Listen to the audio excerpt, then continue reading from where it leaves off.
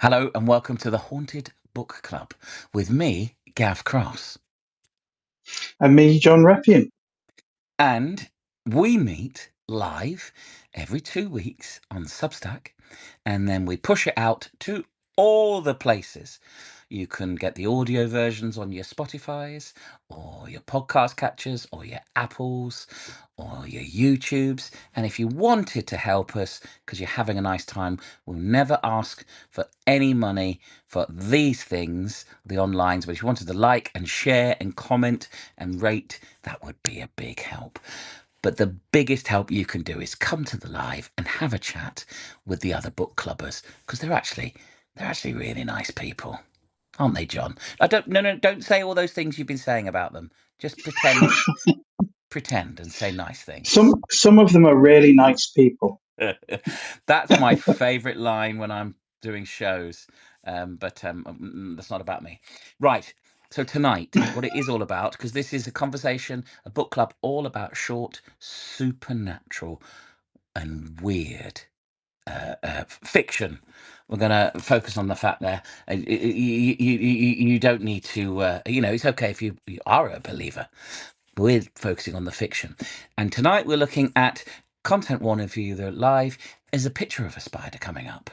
We have got Night Terrors, the ghost stories of E.F. Benson. We'll find out all about him soon. But before we go on, every week, well, the week before, we record it and we put links out so you can read it free. And we ask the people here, was Spinach by E.F. Benson a woohoo? Something that you really enjoyed for whatever reason? Or was a boo-hoo? It's not really your kind of story, or it was all right. So could you type in the chat woohoo if you thought, yeah, I like this, or boo-hoo if this was not your kind of supernatural story. And if they're not your kind of supernatural stories, stick to the end, because you're going to find out how to influence us. Don't give us the full intro, John, but tell us a bit about tonight's story. So, Spinach by E.F. Benson. It's Ludovic and Sylvia Byron are brother and sister. They're also mediums, though whether they have real powers or they're just using that as a means of making money, we can't quite tell. They have a short little holiday, which provides them with opportunity, perhaps not a welcome opportunity, but an opportunity nonetheless, to prove their psychic abilities. There we go. And while we're getting woohoos across the board. Oh, And that's Barry nice, isn't it? has even said best one so far. That's lovely to hear. Oh, no, Josie's come in with a boohoo. And that's okay, because That's we're not a going valid to have... response. We are not going to be able to provide you with something that you enjoy every time, but we want to know the whys as well. That's what really interests us. Now, my job is a bit of a host. Also, I read the story, but what's brilliant is I'm not as clever as I pretend to be. That's why we've got John here. John Reppion, author, writer, and all-round full of interesting thinger. I don't know if that's a phrase.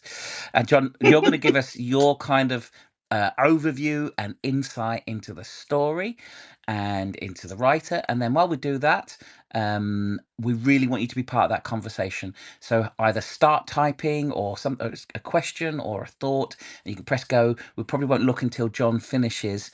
But John, over to you. So, Edward Frederick Benson, that's his full name. He was born in 1867. He died in 1940 at the age of 72. He was born in Wellington College in Berkshire, where his father was the headmaster. His dad later became the Archbishop of Canterbury. This keeps getting better as I keep saying these things. His dad later became the Archbishop of Canterbury. Edward's mother, Mary, who preferred to be called Minnie, later Ben, was an openly gay woman who set up home with Lucy Tate, the daughter of the previous Archbishop of Canterbury, after Edward's father died. Despite their unlikely marriage, the Bensons, who were cousins, just in case we're keeping track of the number of cousin marriages that we talk about throughout all these different episodes, it seems to be a recurring theme. They had 6 children, but only 4 of them survived into adulthood. Edward's older brother, Arthur, wrote the lyrics to Elgar's Land of Hope and Glory. Robert was a Catholic priest with a sideline in horror novels with titles like The Necromancers, and his sister Maggie was an Egyptologist best known for her excavation of the precinct of Mut, a temple compound on the east bank of the Nile in 1895. So the Bensons were not what you might think of as a stereotypical Victorian Edwardian family, but everything that's sort of remarkable about them also seems quite relatable or understandable, sort of very real and modern in a lot of ways to me, anyway. Um, there were people who were lucky enough, and obviously they were privileged enough to have the freedom to pursue their passions, their interests, and to express themselves very openly and honestly, which is interesting when we think about the eyes and Edith Wharton and the world that she inhabited. And, it's sort of, it's a bit of a contrast to that. Benson himself was a gay man, though he's often described in biographical literature as intensely discreet, which is like a really weirdly Bensonish phrase. Intensely discreet when it came to his sexuality and his personal life. So I don't think we can describe him as an openly gay man in modern parlance kind of thing, but he was perhaps as openly gay as the society he moved in would allow him to be. Um, Benson's well known for his non-spooky Map and Lucia novels and short stories, which are these comedic upper class English snobs being daft, basically. All about one-upmanship and social rivalry. They're not a million miles away from P.G. Woodhouse's Jeeves and Wooster stories, sort of. I've only in the last 2 weeks listened to some audiobooks of them because although I knew of them, I wasn't familiar with them. And I am allowed to say this because it's the book club and we can all give our opinions. Didn't think they were as funny as Jeeves and Wooster, but they're more arch and more subtle. There's a lightness of touch. They're not as outright, obviously, stupid and silly. It's not. There's a bit more artifice to it and a bit more. I don't want to say it's not slimes, but like I say, they're arch. They're kind of. It's a little bit. You've got to catch what's going on. It's not kind of telegraphed massively. Benson wrote something like 70 novels in his lifetime, so he was incredibly prolific. He also loved golf, cricket, and figure skating, and he wrote a number of non-fiction books about all of those, as well as on all kinds of other subjects.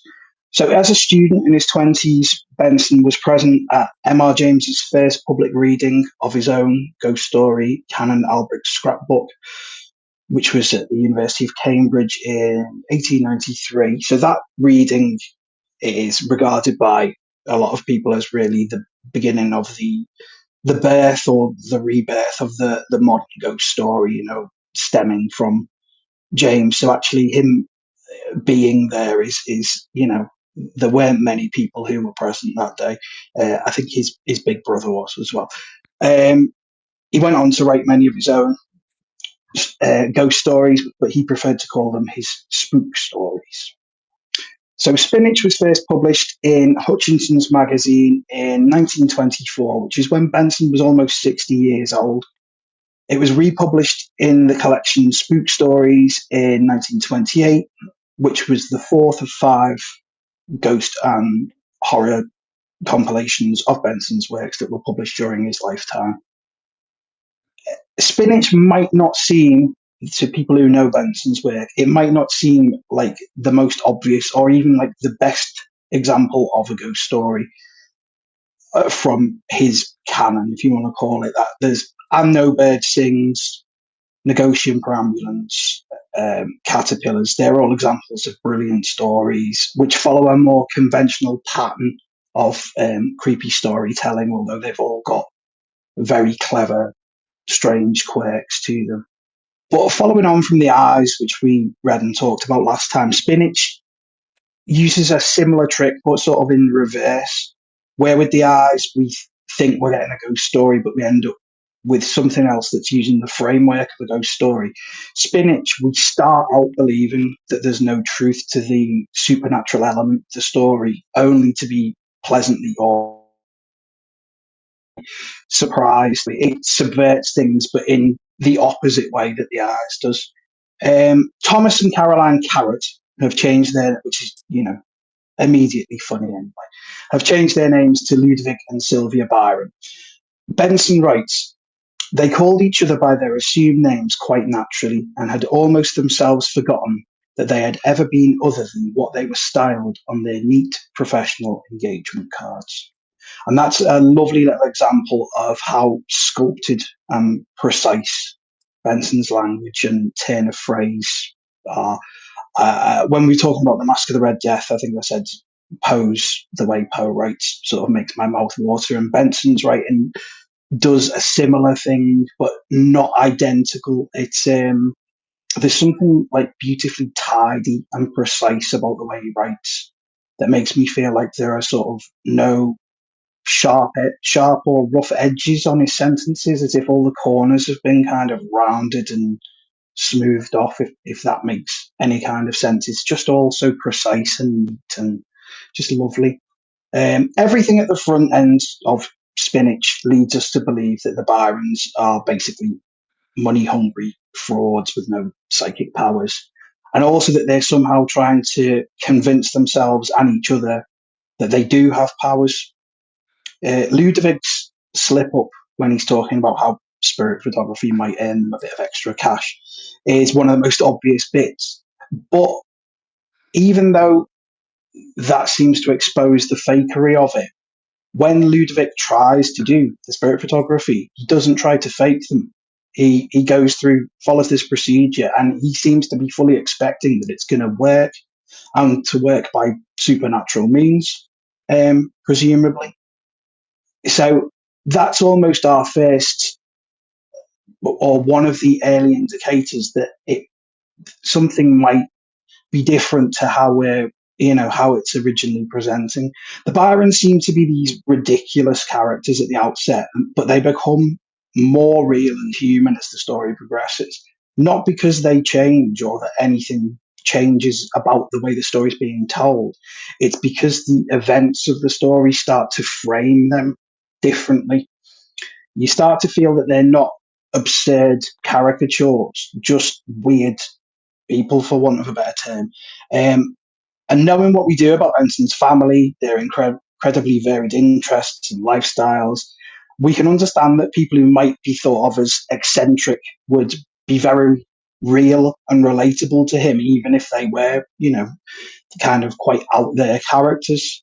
So a psychic brother and sister team seems like a really weird jumping off point for a short story. But Benson, even though he treats it with there's loads of comedic potential, it's treated as if it's somehow credible, like that pairing is something you might be telling a story about without it being so sort of off the wall that nobody would accept it was even a thing. And I suppose if your real life sister is this Egyptologist digging up tombs, your brother's writing the lyrics to, a Rule Britannia knockoff and everything else that's going on, it probably doesn't seem that unlikely to you that this is a psychic brother and sister is a real thing you could kind of talk about in these terms. And I think there's empathy and acceptance in there as well as ridicule. I don't think that they're characters who are treated cruelly or who we don't like. They're quite likable despite the fact that they're not bad people, but they're not good people either. They're just people.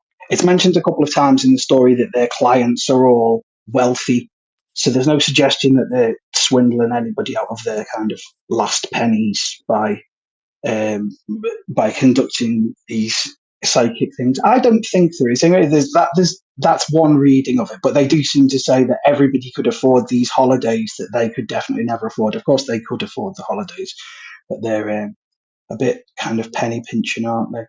But it still doesn't make them good people, even if the people that they're taking the money off have got plenty of money to be taken.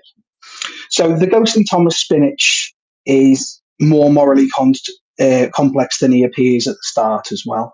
We move from sympathy to fear to horror when we understand his predicament and the reason for it. The idea of this spirit being haunted in the afterlife by the body of a man he murdered is just so bizarre, such a cool, weird idea. The violent knocks in the cottage uh, made by his murdered uncle seem a lot more unsettling to Sylvia than her brother. And Sylvia seems much more afraid of ghosts and spirits than you might expect a genuine medium to be. So, is that a suggestion that she's more of a fraud than her brother is? Is it that her powers are less developed? Or what is the difference between those two things in the story? Go on, what were you going to say? I think she's the real deal. You think she's the real And deal? that's why she's scared, and that's why he is not scared.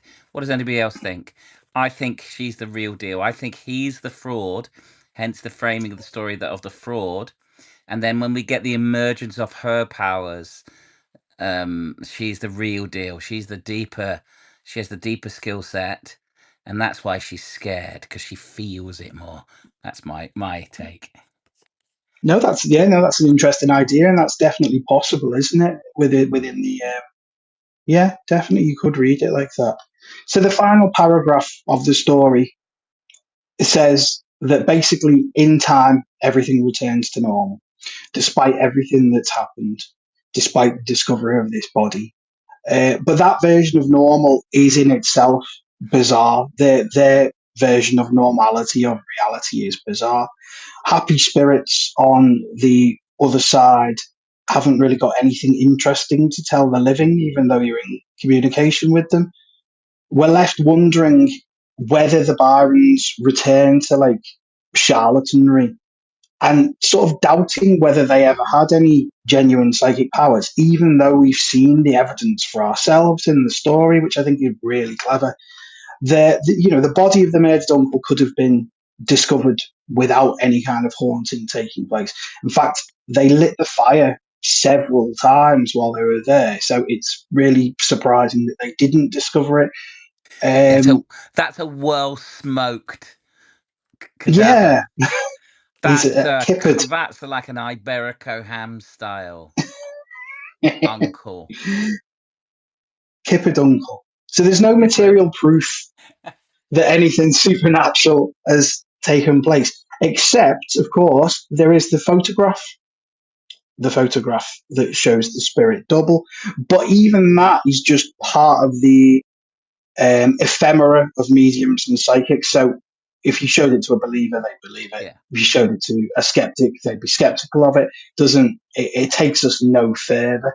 So in this one little short story, which is a lot of fun, has got a lot of humor in it, I think that Benson manages to show us a version of our own world where the supernatural is or could be real, but it being real makes no material difference to anything.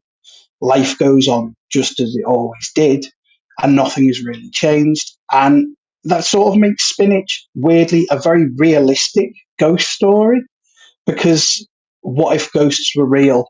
What if ghosts are real? And it's like, oh, well, we just have to get on with everything anyway, wouldn't we? That's all any of us can really do.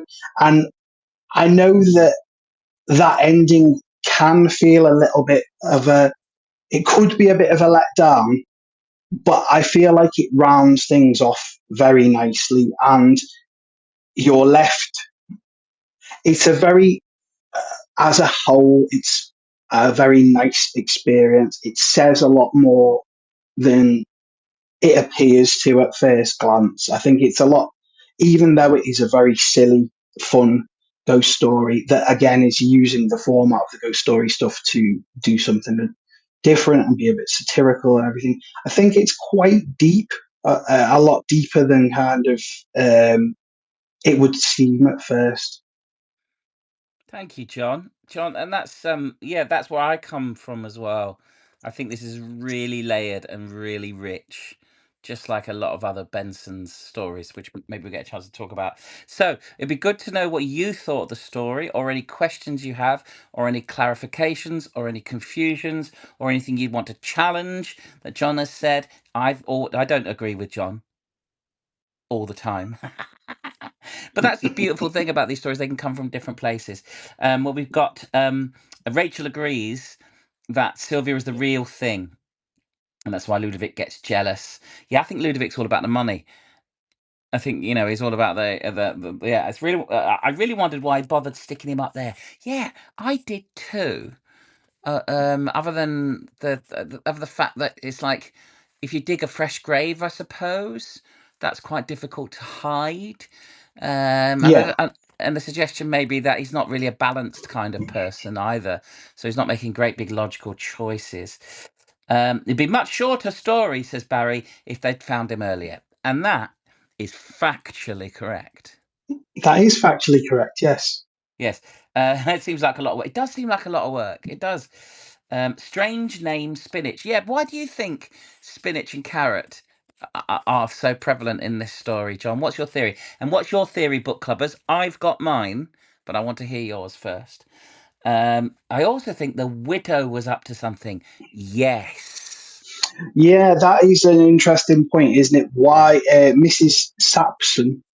Yeah. What is her motivation in the whole thing? And this, I really couldn't come up with an exact reason why she's put them in this scenario. That's why I think it's got so many complex layers. I think it's like I've only ever read one Agatha Christie.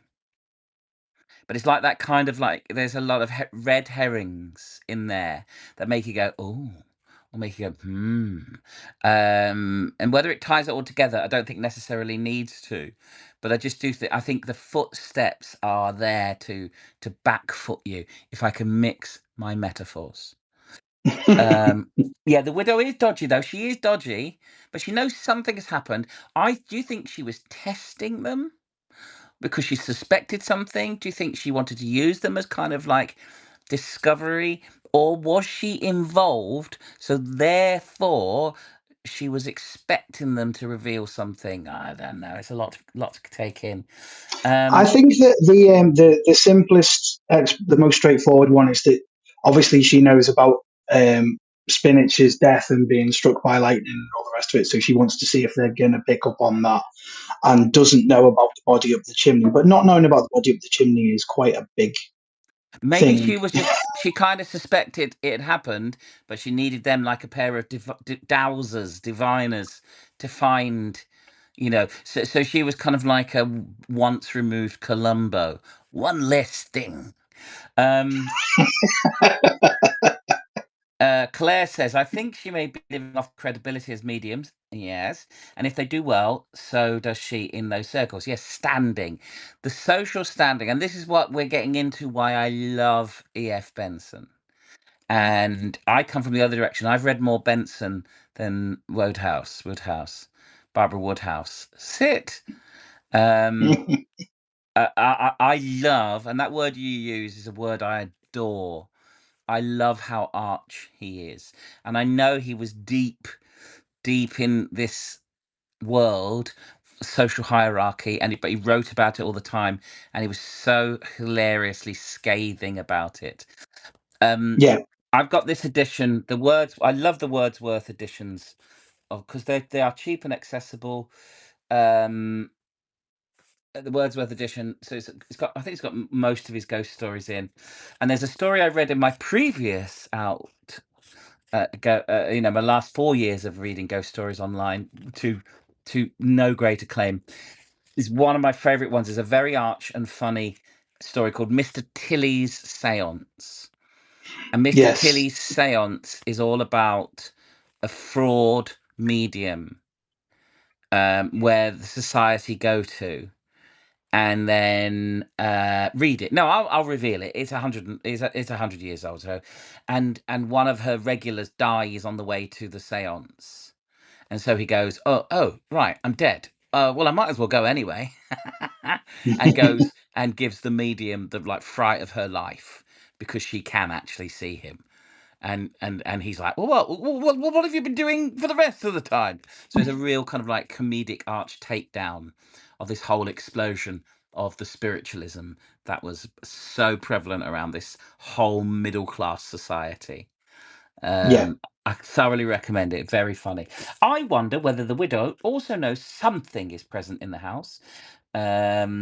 Thinks that Ludovic is a bit dodge. And maybe that, yeah, I think Sylvia is the psychic one. Now that is reading deep. No, I think I'm with you, Rachel.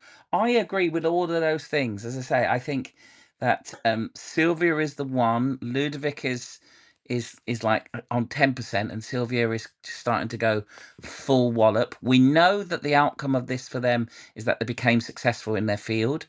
Yeah, I think it is fascinating that Spinach becomes the kind of like the revelatory spirit murder confessor to someone, and that beautiful phrase "thought flowers." Um, it's so kind of Yes. dismissive. Thought flowers and white robes. It's such a contemporary feeling, kind of dismissal as well. It's like, oh, thought flowers, white robes, the afterlife. Oh, that's a really badly written sentence. It says, no, Rachel, your written England was perfectly acceptable and understandable, so don't you worry about it. Um, The story of these characters, says Claire, thinks it would be great on stage and screen and would love to see their further misadventures. I would too. I think it feels like a stage play. I think a lot of these short stories do. I think the whole medium short story, they come across as episodes, don't they? Yeah, absolutely. Yeah. And I think Benson's stuff is very, a lot of Benson's spook stories do feel a bit like little stage plays. And yeah, they would work incredibly well as kind of your ghost story for Christmas kind of And things. and so W. Jacobs, who wrote Monkey's Paw, he wrote and adapted some of his ghost stories to stage plays. Because those were Yeah. the entertainments, those were the outputs. You know, the Well, that was, magazines, the yeah. collections, the stage plays, and then subsequently, of course, a couple of decades later, radio plays, um, the big That popularity of portmanteau collection movies, you know, in the 50s and 60s. but that was as close as you got to getting a TV option then, wasn't famously Stoker, because of his theatre background, immediately did the Dracula stage Stage play play, afterwards, yeah. even though his book is completely doesn't work as a and I'll just write a completely different version of that. It's not even vaguely anything like a stage play, is it? It's an epistolary collection of letters. Yeah, I know you're a fan of Dracula. We've had I this know you don't like conversation. Dracula. I It's not like a that I lot of don't. things about Dracula. It's not that I don't like Dracula, and I know that you are an expert on Dracula. It's just that I find Dracula is the only character I actually like, and the rest of them, I want them all dead. Not Yeah, undead forever dead. I just want them dead, and I want Dracula to keep going. That's a side issue. I would also say, says Rachel, it's the most accessible in relation to tidy language that John mentioned. Yeah, I do think it's very accessible. I do. I do like the fact that his stuff is very readable. Now, Claire says, "I love Dracula." I don't know what that. Who's Dracula? I think Claire's talking about Dracula. I love Dracula. Dracula, Yeah, and apparently dedicated to a man from Runcorn. Is he? Is it? I didn't know that. There you I go. didn't know that. Who is Dracula? I can't say it and spell it. Mm-mm. Uh, dedicated to. Okay. So again, thoughts, questions, clarifications. Why did you enjoy it? Um, Bram Stoker's Dracula is officially dedicated to his close friend and confidant, Hall Caine, Hall a, Caine. I didn't know Hall a Caine was from popular Runcorn. 19th That century novelist. So I'm going to click on Hall Caine, And I'm going to click on his Wikipedia, and it says he's from Thomas Henry Hall Caine from Runcorn in Cheshire. And if there's one Well, thing there you go. Claire needs to crowbar into every conversation, it's Runcorn. I'm trying to formulate some sort of joke about Dracula not being able to cross running water and the Yeah, he's Runcorn never been to Bridge Tunnel, Widnes. but I can't come up with it. Yeah, You get the Dracula's idea. never been to Widnes or Warrington. So there we are, a direct link between Dracula and Runcorn. Up the corn. Although Claire says they're from Widnes. Oh. And thank you, Barry. It's got a Liverpool Echo link there to Runcorn Honoured. Brilliant. I love E.F. Benson. So you know the Mark Gatiss Christmas ghost stories. He did a Benson story last year, didn't Yes, he? yeah, Which I really liked it. I didn't necessarily I didn't enjoy the framing, but I understand why it was there. The room in the tower is yeah. such a good story. It's such a good story. The horror horn. We all get that. That's why we're all part of this club, isn't it? We've all got the horror horn. Um, now the one you mentioned, which I have read as well, caterpillars. That's very what's his face? Lovecraftian, isn't it? Yeah, well, and I think all three of the ones I mentioned, so Negotium, Perambulans, and No Bird Sings. There's a so through people say that you should be careful what you write because you're revealing too much of yourself. And there's a funny thing with the kind of the ghost story writers, the horror writers, that they reveal their fears. M.R. James very scared of spiders, constantly going on about spiders and spidery things.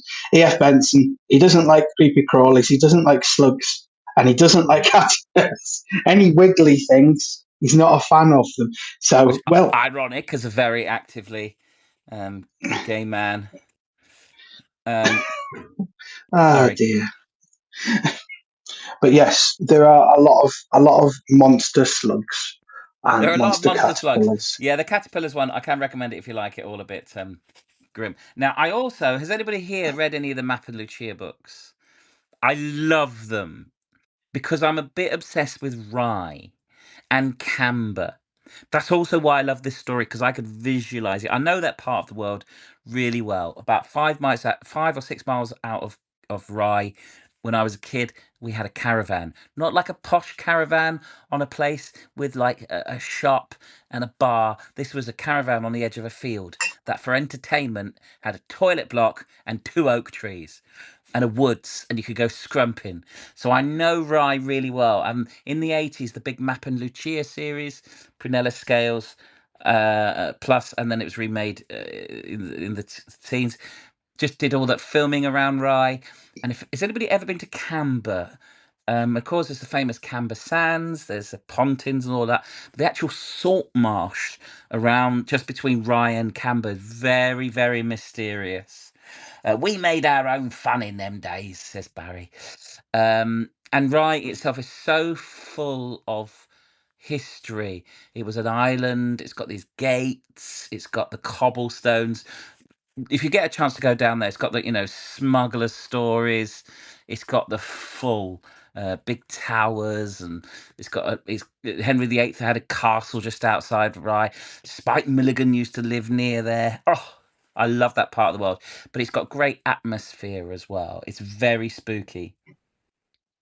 Couldn't get into the TV series at the time, but I think I might try the audiobooks. I can really recommend them. They are, and the Mark Gatiss update version was very, very good as well. Um, but it doesn't go to that part of the world if you can. Go and visit Dungeness, one of the weirdest places in this country. I think it's officially classed as a desert. But yeah, it is a spooky place if you want to get rid of bodies. And that's why I don't think he buried it, because it's a marshland and those things will come to the surface. Those things will come Oh, to the surface as well. All right, so let's do what we normally do, which is give it a bit of a categorizing. and what we thought. So, any final last few minutes of thoughts and comments and feedbacks and questions? Yeah, I honestly, if you can get hold of an E.F. Benson collection of ghost stories, it's worth your time, and a lot of them are Yeah, really definitely. very, very short as well, so that's good. Okay, so we need to categorize it, okay? And John, you'll go last. What type of classification of ghost story? And roughly we say, is it a classic ghost story? Is it a haunted house or place? Is it a physical creature or a monster? Is it a cursed or a haunted object? Is it weird fiction? Is it demonic or otherworldly? Is it a psychic spiritualist, something that only the sensitive are aware of? Or is it not necessarily paranormal? What kind of category do you think it is? A classic ghost story? It could be more than one, maybe. It's my thinking. A haunted house or place? A physical creature or a monster? Is it cursed object? Is it weird fiction? Is it demonic or otherworldly? Is it of the psychic and spiritualist world? Or is it not necessarily paranormal? What do you think? And as you're typing that, and I don't know if you're still here, but there was a member of this club who was here earlier who didn't enjoy it, and I'd genuinely like to know why. Be interested in that. John, what do you think it is? I think it's our first psychic slash spiritualist story that Okay. we've done. I Okay. think that, yeah, I don't think anybody else would have been aware of it, although we don't know whether the knocks might have happened, Yeah. but there's no indication that anybody else had seen or sensed anything necessarily. So I think we have to go with psychic spiritualist, I think. Okay. I think it is that, but I also do think it's a classic ghost story as well. Yeah. I know the two cross over because you can have psychic spiritual stories or not. Um, haunted house ghost story. Yeah, I think those two go together. I think it's a mixture of the two because you can have a classic weird fiction or a supernatural story about psychics and they're not psychic at all as well. But all right, because when we're thinking maybe at some point in the future this could end up being a top trumps. Um, um, so how scary was it for you out of 5? How scary was it for you? Did you get the creeps? Did you get the well? This comes later. Did you get the fear factor? So out of 5, how scary was it? And how creepy was it? Did it give you the? And can I read Benson's introduction as well in a minute? So it's how scary was it? How creepy was it? What was it? Because sometimes things don't have to be scary, but they make you think. Ooh.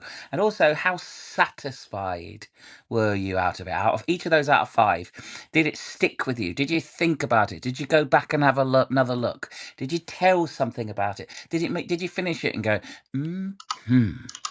I like that. And why? So, how scary was it? How creepy was it? And how satisfied were you? So, in the Wordsworth edition, this is his introduction, and I love it because this is exactly everything I'm looking for.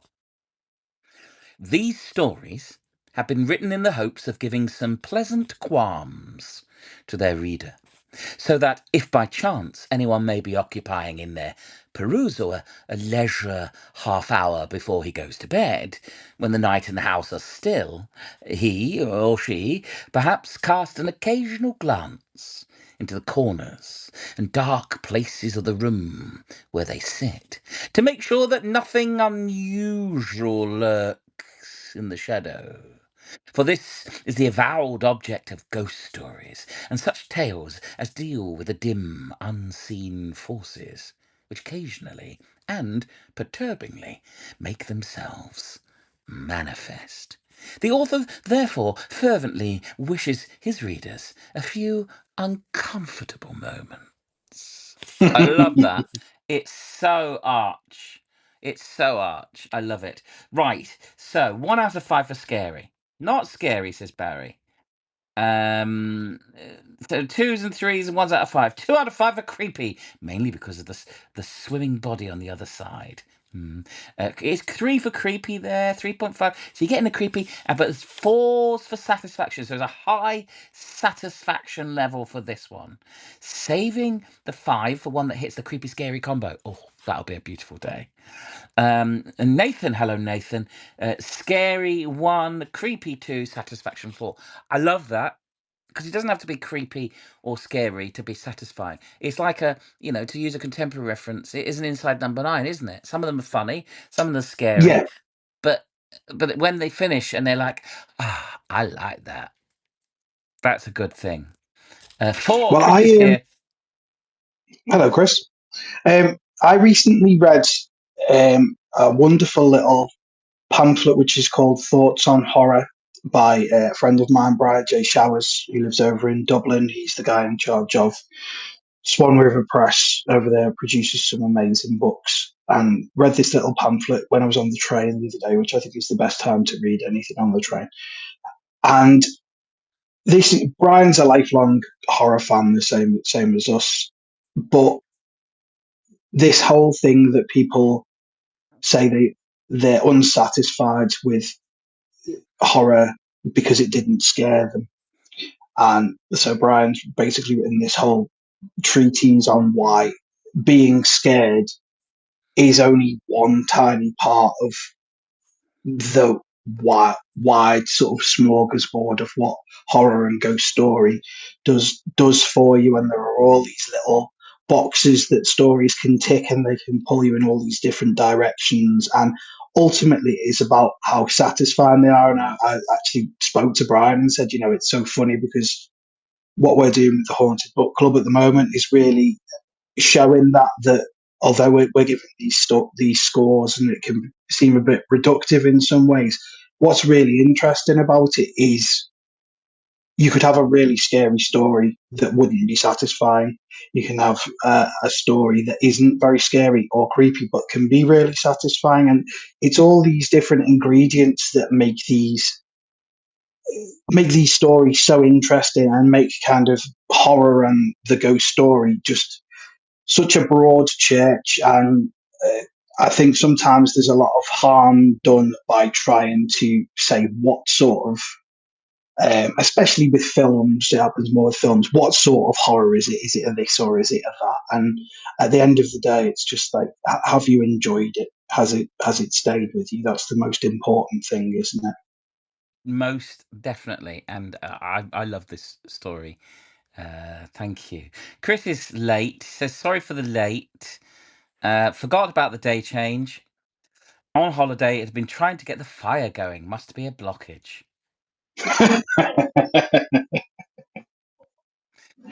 Okay, so we're going to start to draw this to a close. What happens is we'll do some final things, thoughts, comments. You can start typing them in now, and then we stop the recording, but we do stay here on Substack Live for a short, if people want to stay, for the afterlife. And Claire doesn't actually like horror. I don't actually like horror too much, because certainly as I got older, because it does scare me, and the visceral, nasty, bitey, fleshy, descriptive stuff. But I used to love them all when I was younger. So as we come to an end, we've got a few things we would like to tell you about. John and I have had a conversation. It was a very long, very heated conversation, because according to our list, we've got one more Substack live to come, which is Man-Sized in Marble, which is 2 weeks tomorrow. It's another. We're going back to the Tuesday. Edith Nesbit, who, I'm going to say it, I have the horror horn for. I have a passionate crush on Edith Nesbit as a writer. I'm not being reductive here. And we've decided we want to carry on. So we're going to carry on doing at least another 5 or 6 of these this side of summer, at least. Okay. So we are going to carry on with these, and we hope you stick around, and we hope you tell people about it, and we hope you invite it.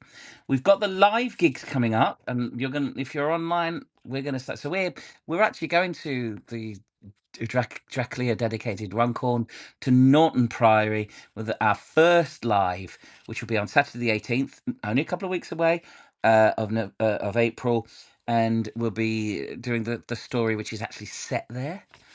the curfew, and then we'll at the 14th of May we'll be at the Portico in Library in Manchester.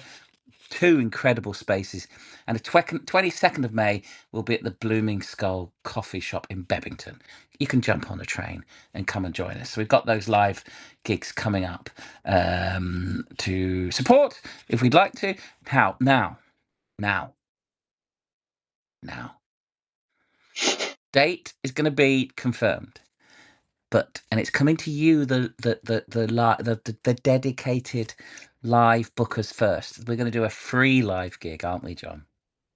We are indeed, yes. And it's going to be very small, and it's going to be on a Tuesday night, and we're going to try and stream it live as well. But it's going to be in the cholera-ridden Wavertree lockup. We're going to do a small, so we're only going to have to fit about 10 people. And we're going to like to invite anybody who's in the Northwest who'd like to join us.